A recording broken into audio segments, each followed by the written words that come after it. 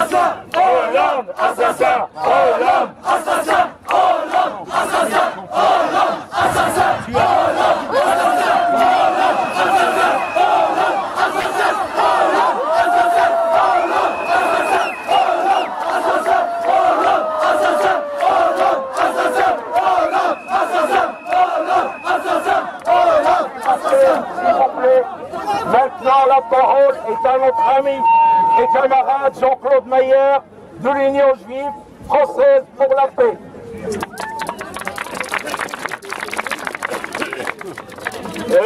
Chers amis, chers camarades, merci beaucoup. Je suis fier d'être ici.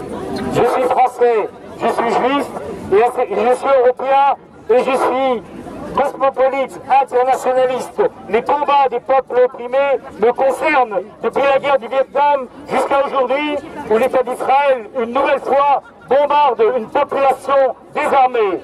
J'ai appris tout à l'heure qu'en 5 jours, 400 tonnes de bombes sont tombées sur ce petit territoire. Vous savez sans doute que ce territoire, si on le mesure à l'Alsace, à une partie de l'Alsace, c'est une partie qui irait d'ici jusqu'à Célestat seulement. Et là-dedans, il y a 1,8 million d'hommes, de femmes et d'enfants, avec beaucoup de jeunes de moins de 18 ans.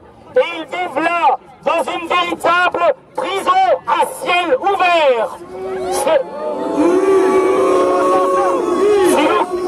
Si vous connaissez un peu l'histoire de la région, vous savez qu'autrefois, il y avait dans ce territoire 500 juifs israéliens et il fallait 2000 soldats pour les garder. C'est la raison pour laquelle Ariel Sharon, également un criminel de guerre, avait décidé à l'époque d'évacuer les 500 juifs de Gaza et donc les soldats. Mais ça ne voulait pas dire que Gaza était libre et encore moins indépendant. Gaza, vous le savez, chers amis, chers camarades, Gaza est fermé dans ses frontières terrestres. Et aujourd'hui, par exemple, il y a des centaines de Gazaouis, des hommes, des femmes, des enfants, qui sont massés au passage de Rafah vers l'Égypte. Et l'Égypte d'aujourd'hui, avec le pouvoir qui est là, refuse le passage aux Gazaouis. Assassin, Égypte, assassin, Égypte, assassin,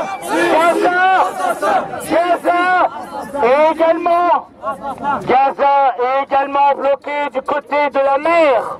Vous le savez, à Gaza, il y a des pêcheurs qui essayent d'aller au large à 2, 3, 4 miles. Et pour gagner leur vie et pour apporter du poisson à une population qui ne peut pas recevoir des biens des pays étrangers, parce qu'en plus, la plupart des tunnels qu'ils avaient construits il y a quelques années ont été détruits par Israël et par l'Égypte. Et ces pêcheurs se font tirer dessus par la marine israélienne. Palestine vivra, Palestine vaincra, Palestine vivra, Palestine vaincra, Palestine vivra, Palestine vaincra, Palestine vivra, Palestine vaincra, Palestine vivra, Palestine vaincra. Et pour la troisième frontière, la frontière aérienne, eh bien, il y a déjà bien des années, l'Europe avait financé l'aéroport international à Gaza. 6 mois après, les Israéliens l'ont entièrement détruit. Assassin, assassin, Alors aujourd'hui,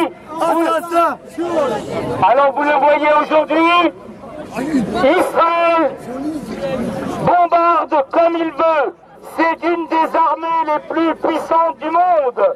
Et en face, il y a simplement des soldats et des policiers à Gaza.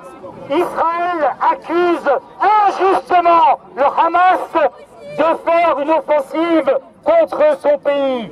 C'est un mensonge, parce que depuis plusieurs années, il y a en fait une trêve signée entre le Hamas et Israël, et c'est donc Israël qui a profité des événements récents, c'est-à-dire des 3 jeunes juifs enlevés et assassinés, et ensuite de ce jeune palestinien torturé horriblement et massacré et dont le corps a été laissé à Jérusalem-Est.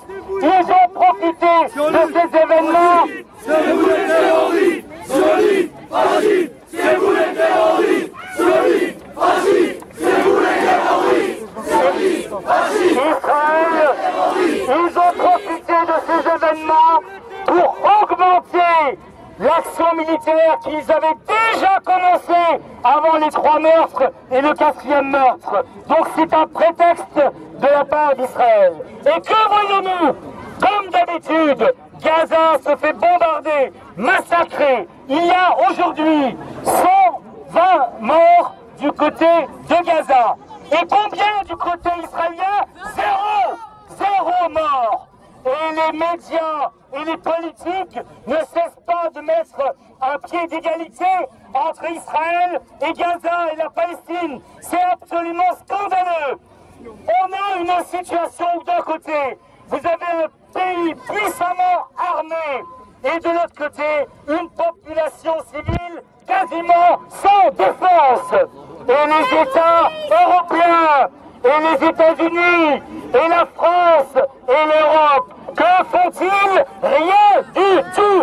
Ou alors, ils sont des collabos, comme me dit quelqu'un. Oui, vous avez entendu comme moi, Monsieur Hollande, le président de la République française, dans un premier temps, vous l'avez entendu, apporter son soutien inconditionnel au criminel de guerre Netanyahou. Voilà la politique de la France. Alors, pour terminer, et avant de partir en cortège, on vous demandera d'ailleurs de vous retourner. On va mettre les banderoles là-bas et on partira, quand on donnera le signal, on partira vers l'homme de fer. Un instant. Alors, sur qui?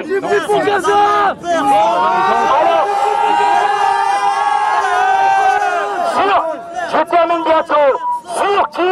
Sur qui les Palestiniens, qu'ils soient de Cisjordanie, de Jérusalem-Est ou de Gaza, peuvent-ils compter sur nous?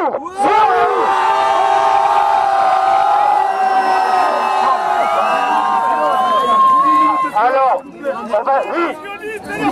Oui. Tous les morts de Gaza. Alors on va vous demander, s'il vous plaît, on va vous demander respectueusement pour les morts, pour les enfants, les femmes et les hommes, la plupart des civils qui sont morts à Gaza. Et il y en a d'autres qui risquent de mourir parce que d'un jour à l'autre peut-être, ou en pleine nuit, comme des lâches, les Israéliens vont peut-être envahir Gaza par les chars et par les hommes. On leur souhaite déjà bienvenue en enfer. Nous vous demandons 1 minute de silence pour les victimes palestiniennes.